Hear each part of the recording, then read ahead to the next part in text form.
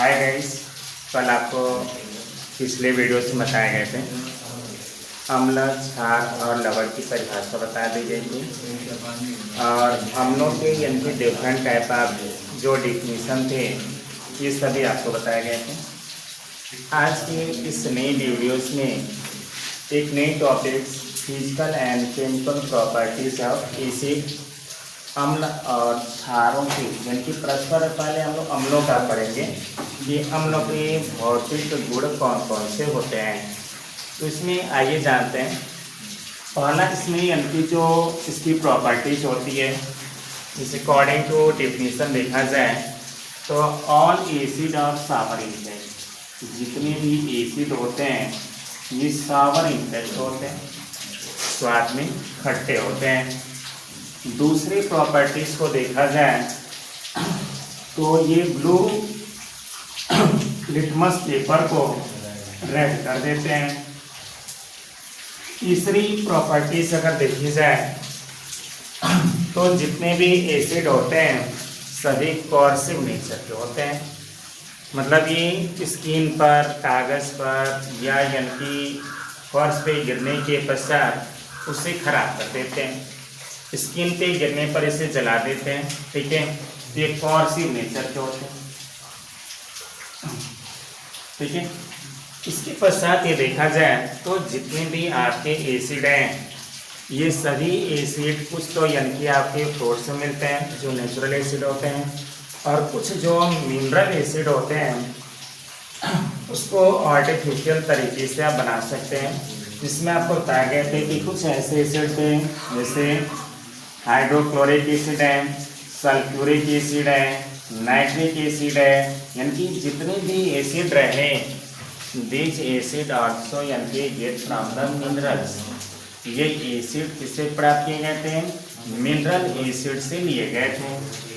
अब इसके साथ साथ इसकी केमिकल प्रॉपर्टीज देखते हैं। केमिकल प्रॉपर्टीज, तो केमिकल प्रॉपर्टीज में पहला ये देखा जाए चूँकि जो मेटल्स हैं यह मेटल्स के साथ क्रिया करने पर, जैसे मेटल्स हो गया प्लस एसिड हो गए तो ये सॉल्ट बनाता है, प्लस यहाँ से क्या होती है हाइड्रोजन गैस निकलती है, हाइड्रोजन गैस निकलती है। चेक कर लेते हैं। मेटल की जगह पे आप कोई भी मेटल ले सकते हैं, जैसे सोडियम हो गया, H2SO4 हो गए, इसको क्रिया कराते हैं तो ये सोडियम सल्फेट Na2SO4 का फॉर्मेशन करता है। ये बोलो नहीं जी, वो तो नासी कर रहा हो। यहाँ बोर्ड के देखो, कुछ जरूरी है वीडियो बन रहा है तो तुमका पढ़ाई नहीं हो रही है।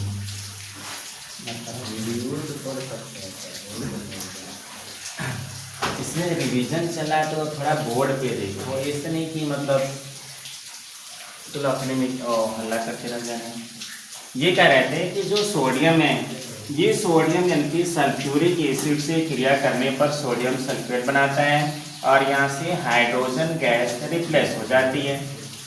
तो आप इस रिएक्शन को बैलेंस भी कर सकते हैं। देखिए क्या रिएक्शन बैलेंस है। आप देखो सोडियम इधर एक है, इधर दो है, मतलब आपकी केमिकल्स रिएक्शन बैलेंस नहीं है। तो बैलेंस कैसे करेंगे? तो पिछले यानी कि वीडियोस में आपको बताया गए थे कि रासायनिक अभिक्रियाओं को संतुलित कैसे कर सकते हैं। तो इसमें जितना सोडियम है, जितना यानी कि दाहिने तरफ है उतना बाईं तरफ करने के लिए 2 से गुणा कर दीजिए। सोडियम 2 हो गया, यहाँ पे भी 2 हो गए, सल्फेट यहाँ पे 1 हो गया, दोनों तरफ एक एक है, 2 हाइड्रोजन इधर है इधर भी है। इसके पश्चात यानी कि जो मैग्नीशियम है इसको हाइड्रोजन क्लोराइड के साथ क्रिया करा दीजिए तो ये MgCl2 बनता है प्लस हाइड्रोजन गैस निकल जाती है। किसी भी मेटल के साथ क्रिया करा सकते हैं। एल्युमिनियम है, इसको सल्फ्यूरिक अम्ल के साथ क्रिया करा दीजिए तो ये बन जाता है आपका Al2SO4 का होल थ्राइस और प्लस यहाँ से हाइड्रोजन गैस निकल जाएगी। बस आपको ये ध्यान रखना है कि समीकरण को बैलेंस करके ही लिखना है, बिना यानी कि बैलेंस किए आपको यानी कि नहीं लिखना होता है एग्जाम में। अगर यानी कि बिना बैलेंस किए लिख देते हैं और एग्जामिनर नंबर काट देता है तो आपका उसमें जानवर का कोई दोष नहीं है, इसलिए आप बैलेंस करके ही लिखा कीजिए। इसलिए यहाँ पे एल्युमिनियम कितने हो गए, 2 हो गए, और सल्फ्यूरिक अम्ल का सल्फेट इसमें 3 है, तो 3 से गुणा कर देंगे, 3 दूनी 6 हो गए। यहाँ पे अब देखिए एल्युमिनियम आपका 2 है, 2 से गुणा कर दीजिए। फिर हाइड्रोजन देखिए कितना हो गया, 2 3 6, मतलब 3 से इसमें गुणा कर देंगे। तो इस तरह से आप बैलेंस भी करते चले जाएंगे। इसके साथ साथ यानी कि जो दूसरी प्रॉपर्टीज है, जैसे ये किसके साथ क्रिया हो रही है, मेटल के साथ अम्लों की क्रिया हो रही है। जब भी मेटल आपके अम्लों के साथ क्रिया करेगी तो यह सॉल्ट का फॉर्मेशन करेगा और प्लस यहाँ से हाइड्रोजन गैस निकल जाएंगे।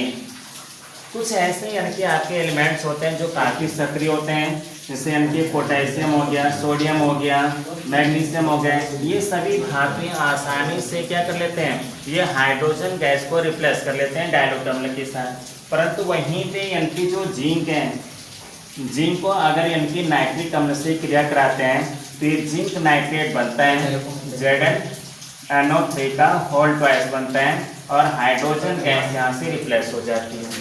तो ऐसे कंपाउंड यानी कि ये यहाँ पे जो नाइट्रिक अम्ल लिए वह कंसंट्रेट होगा, आयरन के साथ क्रिया कराएंगे, कॉपर के साथ क्रिया कराएंगे, तो वहाँ पे सांद्र अम्लों का उपयोग किया जाता है। तो ये आपके हो गया पहला यानी कि प्रॉपर्टी जिसमें देखा गया ये परस्पर क्या होते हैं, ये अम्लों से क्रिया करने पर हाइड्रोजन गैस और यानी कि सॉल्ट का फॉर्मेशन करते हैं।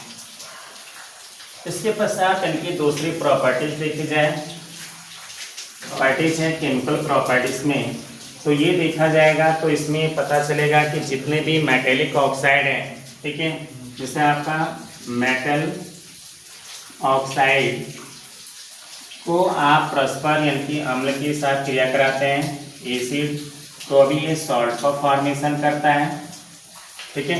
देख लेते हैं मेटेलिक ऑक्साइड जैसे Na2O हो गया और प्लस यहाँ से हाइड्रोजन गैस भी निकलेगा, हाइड्रोजन गैस भी निकल जाएगा।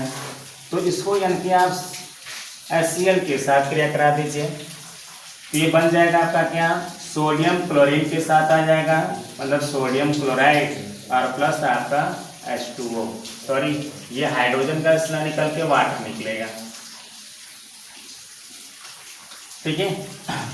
इसी तरह से यानी कि आप पोटेशियम ऑक्साइड को ले लीजिए और सल्फ्यूरिक अम्ल को ले लीजिए, ये पोटेशियम इसके साथ चला जाएगा, मतलब Ke2SO4 प्लस H2O। इसके अतिरिक्त भी आपका जैसे मैग्नीशियम है, मैग्नीशियम ऑक्साइड है, सल्फ्यूरिक अम्ल से क्रिया करा दीजिए, ये बन जाता है MgSO4 प्लस H2O बन जाता है। तो जितने भी यानी कि मेटेलिक ऑक्साइड होते हैं, ये मेटेलिक ऑक्साइड परस्पर यानी कि धातुओं के ऑक्साइड से क्रिया करने पर लवण और जल का निर्माण करते हैं। तीसरी प्रॉपर्टीज देखी जाए, जितने भी मेटल कार्बोनेट, ठीक है, या बाइकार्बोनेट होते हैं, ठीक है, मेटल कार्बोनेट और बाइकार्बोनेट को यानी कि अगर एसिड के साथ क्रिया कराते हैं, किसी भी अम्ल के साथ क्रिया करा दीजिए, तो ये बनेगा क्या, तो सॉल्ट बनेगा प्लस वाटर और प्लस यहाँ से कार्बन डाइऑक्साइड गैस भी रिलीज होगी। देखते हैं, मेटल कार्बोनेट या बाइकार्बोनेट की बात हुई है, तो इसमें यानी कि जो आपका मेटल कार्बोनेट यानी कि Na2CO3 को लेते हैं और इसको सल्फ्यूरिक अम्ल से क्रिया करा दीजिए। देखिए ये सोडियम सल्फेट के साथ क्रिया करके सोडियम सल्फेट बनाता है, Na2SO4। अब बच क्या गया, देखिए इसमें से एक ऑक्सीजन को कम कर लीजिए जो हाइड्रोजन के साथ जोड़ देंगे, ये हो जाएगा H2O, और यहाँ पे कार्बोनेट से एक ऑक्सीजन निकल गया, तो कितना बचा, 2, तो ये हो जाएगा CO2। मतलब शर्त के अनुसार ये देखा गया कि यानी कि सॉल्ट बनेगा, जो सोडियम सल्फेट बना, वाटर H2O और कार्बन डाइऑक्साइड गैस क्या होती है, रिप्लेस हो जाती है। ये तो रहा हमारा मेटल कार्बोनेट। अब बाइकार्बोनेट की बात करते हैं, इससे हो गया NaHCl CO3 सोडियम बाइकार्बोनेट, इसकी क्रिया हाइड्रोजन क्लोराइड के साथ कराते हैं। ठीक है, हाइड्रोजन क्लोराइड के साथ क्रिया कराएंगे तो सोडियम Cl से क्रिया कर लेगा, ये हो जाएगा NaCl। ठीक है, एक H ये और एक ये दो हो गए, और यहाँ से एक ऑक्सीजन ले लीजिए, मतलब H2O प्लस CO2। मतलब फिर भी आपने देखा कि क्या बना, salt, water and carbon dioxide gas बन रहा है। इसके पश्चात यानी कि आप दूसरे कंपाउंड लेते हैं, जिससे आपका हो गया K2CO3। तो यहाँ पे सल्फ्यूरिक अम्ल से क्रिया करा दीजिए इसको, तो ये बन जाता है K2SO4 plus H2O plus CO2 बनता है। Potassium bicarbonate KHCO3, potassium bicarbonate को पढ़ते हैं पोटेशियम हाइड्रोजन कार्बोनेट या पोटेशियम बाइकार्बोनेट। चलिए इसको नाइट्रिक अम्ल से कराते हैं, तो ये हो जाएगा KNO3। ठीक है, पोटेशियम किसके साथ आ गया, नाइट्रेट के साथ, एक दो हाइड्रोजन हो गए, मतलब H2O प्लस CO2। तो ये आपके गैसेस क्या होते हैं, बनते हैं। मतलब हमने देखा कि जब भी मेटल कार्बोनेट या बाइकार्बोनेट जो होते हैं, यह अगर एसिड के साथ क्रिया करता है तो सॉल्ट, वाटर और कार्बन डाइऑक्साइड गैस बनाता है। इसके अतिरिक्त भी ये मेटल कार्बोनेट और मेटल यानी कि बाइकार्बोनेट की बात हुई, और मेटल यानी कि सल्फाइड के साथ क्रिया देखते हैं। मेटल सल्फाइड और बाइसल्फाइड के साथ इसके रिएक्शन देखते हैं। तो मेटल जो सल्फाइड है, इसका आपका हो गया Na2, तो यहाँ पर अब आपका सल्फर डाइऑक्साइड गैस निकलता है। ठीक है, अगर यानी कि मेटल सल्फाइड या बाइसल्फाइड परस्पर अम्लों से क्रिया करते हैं तो क्रिया करने के पश्चात सॉल्ट, वाटर और सल्फर डाइऑक्साइड गैस का फॉर्मेशन करते हैं। लाइक इस देख लीजिए, Na2SO3 हो गया, सोडियम सल्फाइड, सल्फेट नहीं, सोडियम सल्फाइड। ठीक है, प्लस इसको आप किससे क्रिया कराना है, एसिड से। आपके पास बहुत सारे एसिड है, किसी भी एसिड से क्रिया करा लीजिए। जैसे सल्फ्यूरिक एसिड से हमने क्रिया करा दिया। ठीक है, तो सोडियम और ये सल्फेट बन गया, तो ये हो जाएगा Na2SO4 प्लस, अब देखिए सल्फेट तो निकल गया, दो हाइड्रोजन यहाँ से एक ऑक्सीजन लेंगे, H2O plus SO2, sulphur dioxide gas होती है। उसके पश्चात यानी कि सोडियम बाइसल्फाइड की बात करते हैं, यानी HCO3 की, फिर इसको HCl के साथ क्रिया करा दीजिए, तो हो जाएगा यमी। ठीक है, और Cl प्लस यहाँ से दो हाइड्रोजन हो गया, सल्फाइड लेना था। ठीक है, तो ये हो जाएगा आपका H2O प्लस SO2। तो आप ये देखिए कि जितने भी मेटेलिक सल्फाइड हैं, ठीक है, ये इसकी चौथी प्रॉपर्टीज हो गई। यह मेटल यानी कि सल्फाइड परस्पर या बाइसल्फाइड जो है अम्लों से क्रिया करने पर लवण, जल और सल्फर डाइऑक्साइड का निर्माण कर देते हैं, और ये सल्फर डाइऑक्साइड क्या होती है, गैसियस अवस्था के रूप में बाहर निकल जाती है। इसके अतिरिक्त भी जैसे हमने सोडियम ही केवल लिया, चलिए दूसरे भी कंपाउंड ले लेते हैं। जैसे आप ले लीजिए पोटेशियम सल्फाइड SO3, इसको सल्फ्यूरिक अम्ल से क्रिया करा दीजिए, ये हो जाएगा K2SO4 plus H2O plus SO2, या पोटेशियम बाइसल्फाइड के साथ क्रिया करा दीजिए, KHSO3 प्लस HCl HNO3 के साथ क्रिया कराइए, तो ये पोटेशियम इसके साथ चला जाएगा, KNO3 plus H2O plus SO2।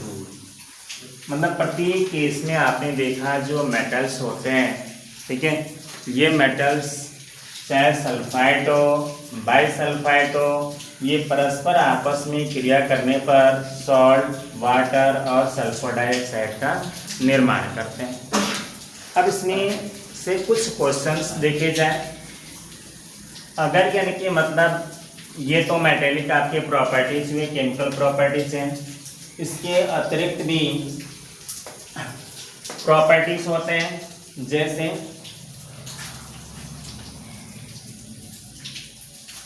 पांचवी प्रॉपर्टीज हम लोग समझते हैं कि अगर यानी कि एसिड जो है बेस के साथ क्रिया करे तो क्या बनाएगा। ठीक है, एसिड रिएक्ट विथ बेस, अगर ये बेस के साथ क्रिया करेगा तो क्या बनाएगा। ये आपकी पांचवी छठा प्रॉपर्टीज होगी नियरली।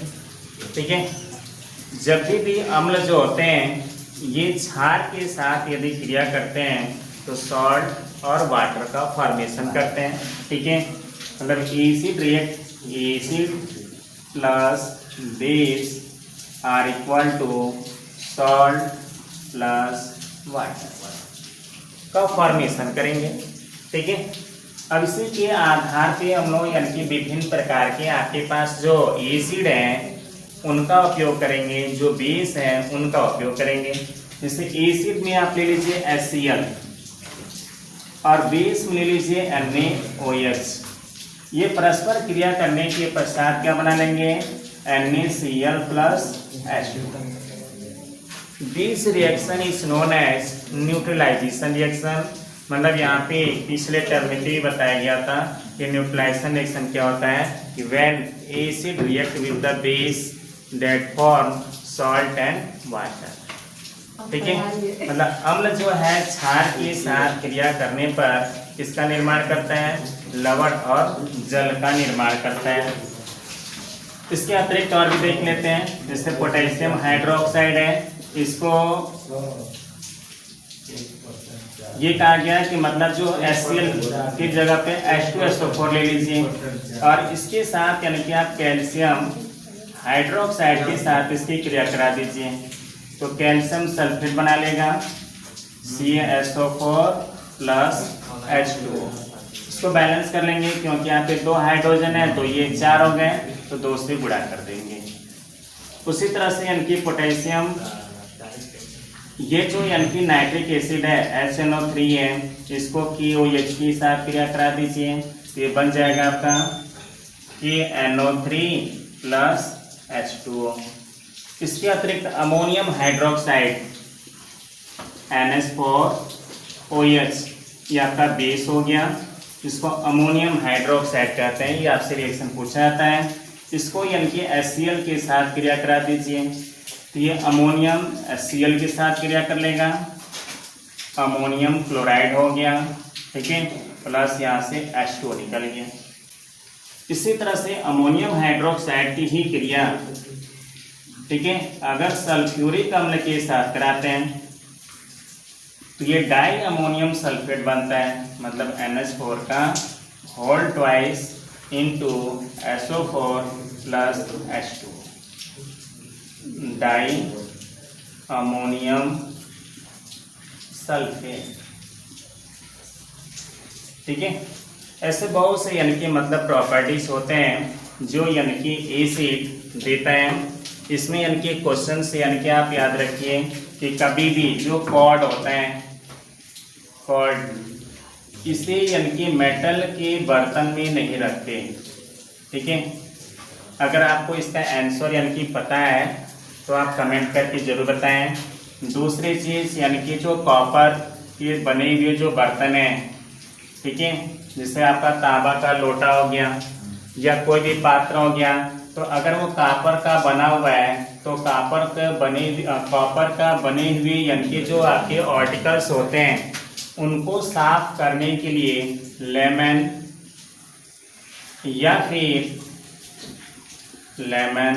या फिर एसिटिक एसिड का उपयोग क्यों करते हैं। तो ये दोनों क्वेश्चंस का आंसर आप किस रूप में बताएंगे, कमेंट्स के द्वारा बताएंगे।